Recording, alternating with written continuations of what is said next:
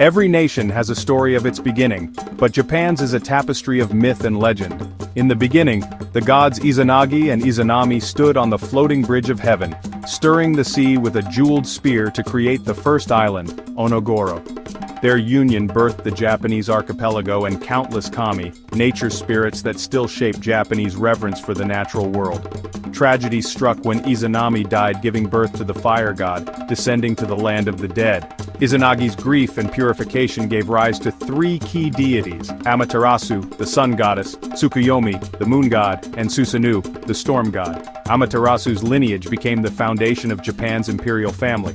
Her grandson, Ninigi no Mikoto, descended to rule Japan, carrying the mirror, sword, and jewel, the imperial regalia. Ninigi's great-grandson, Jimmu, is celebrated as Japan's first emperor, establishing a divine line that endures today. These myths are more than stories, they're the roots of Japan's identity and the emperor's sacred authority. The journey from celestial legend to earthly empire begins here.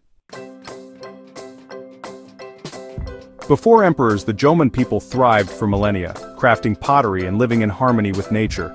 Their dogu figurines and shell mounds reveal a complex spiritual world and deep environmental knowledge.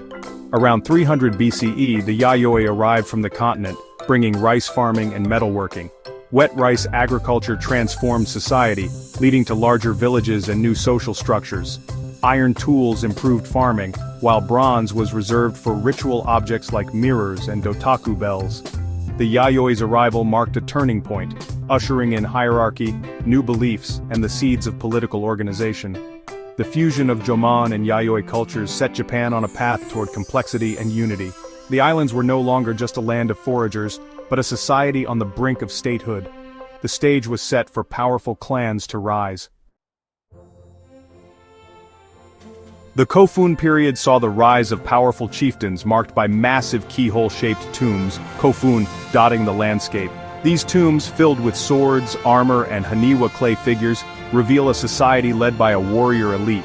Among the clans, the Yamato emerged supreme, uniting rivals through alliances and claims of divine descent from Amaterasu. The Yamato didn't conquer all but forged a confederation, weaving myth into political legitimacy. Their court became Japan's political and cultural heart, laying the groundwork for a unified state. The great Kofun were more than tombs, they were symbols of Yamato supremacy and a new order. The Yamato line would become the imperial house, shaping Japan's destiny. From clan rivalries, a nation began to form. As Yamato power grew, Japan's ties to Korea and China deepened, sparking waves of transformation.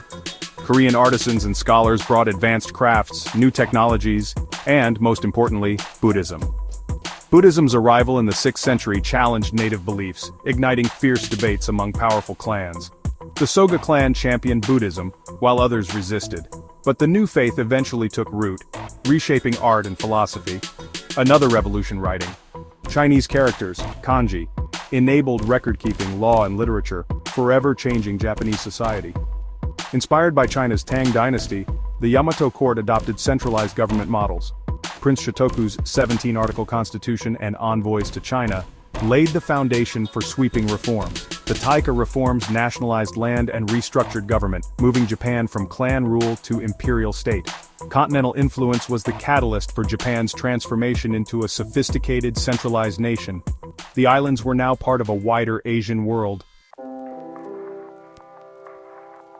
The Nara period saw Japan's first permanent capital, Heijō-kyo, modeled after China's Chang'an.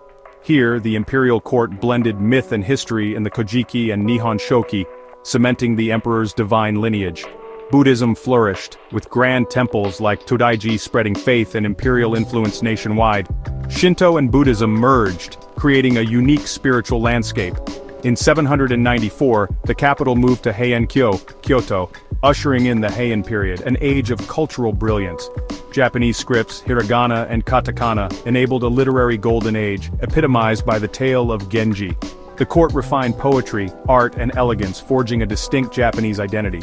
Though political power shifted, the emperor remained the nation's sacred heart.